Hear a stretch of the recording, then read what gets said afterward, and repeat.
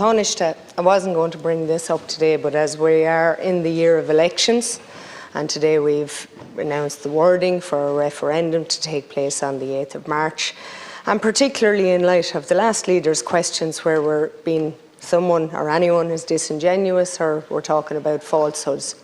The question people are asking today is what's our political leaders and party leaders' stance on the individual and community-based fake profiles that are on our social media platforms. And I think it's actually staggering the amount of fake profiles that are now evolving, both as individuals and as community-based profiles.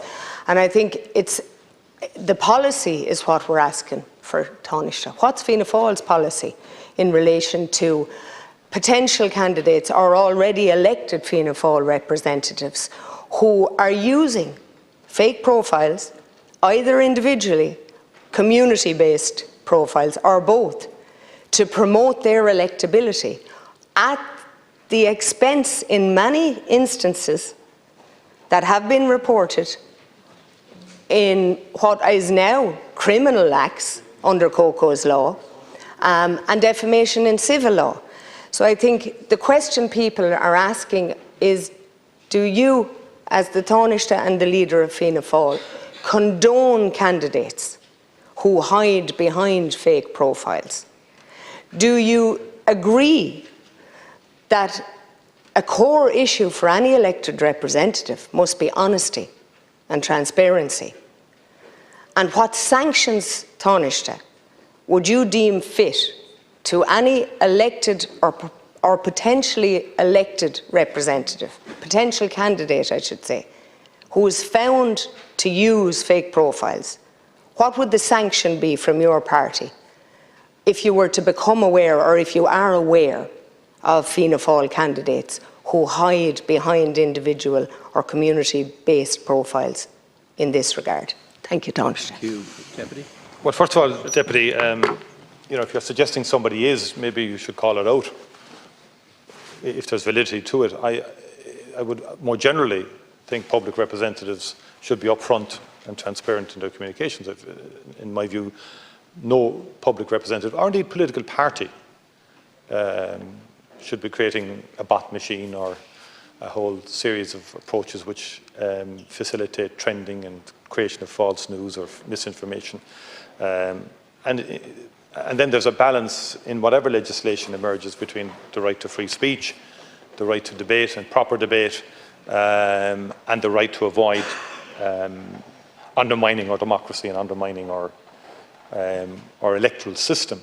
And that is why the Electoral Commission, which is now established, was given specific powers in respect of online manipulation, online misinformation about people and about politics, particularly in the context of a general election campaign, where the chance for an individual or a political party to respond is limited and the damage can be done before polling day if fake profiles were put up or if misleading information was put up in relation to policies or initiatives. We saw that in the United States election, the emails around Hillary Clinton at the time, and the outrageous false allegations that were made in respect of Hillary Clinton, which gained traction during that election.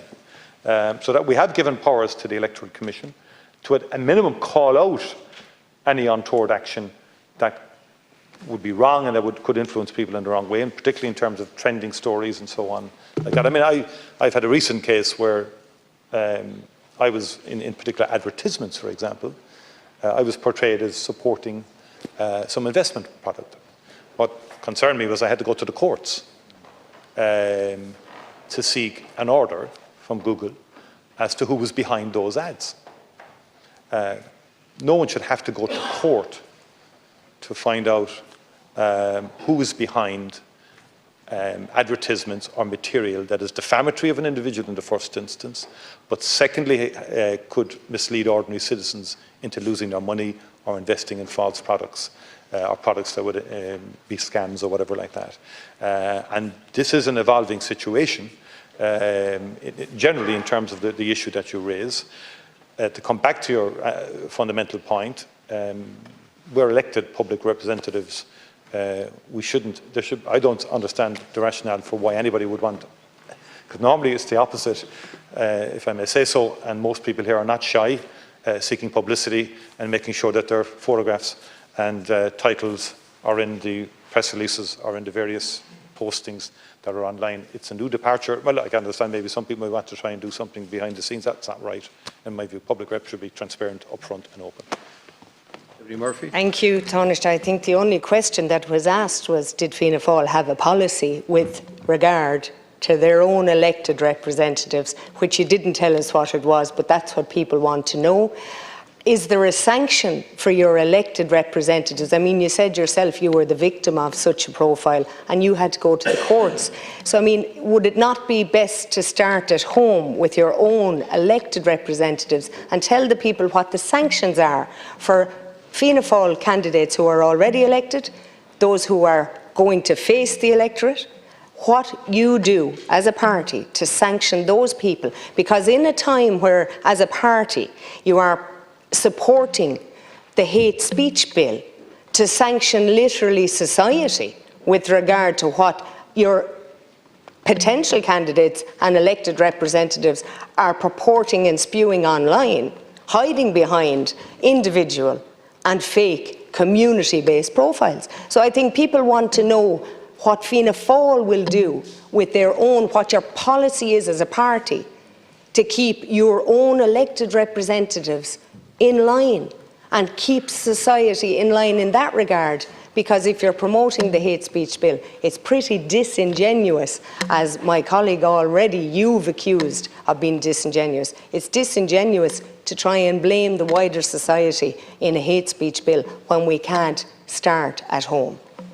Well, thank you, Deputy. It's the policy of Fianna Fáil with regard to sanctions. Sorry, I'm representing the government, by the way, not just the Fianna Fáil party here this morning in respect to government policy.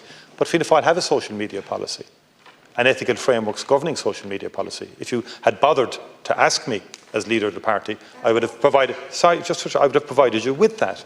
And we have a disciplinary process as well. If anybody violates that policy or undermines people in an untoward and unacceptable way, we have a disciplinary process to deal, like I hope all parties have. And as I say, it's an evolving situation. But if you have a specific, because you've laced your contribution with innuendo, and it's a very difficult sort of situation to reply to. I don't know what you're talking about in terms of specifics.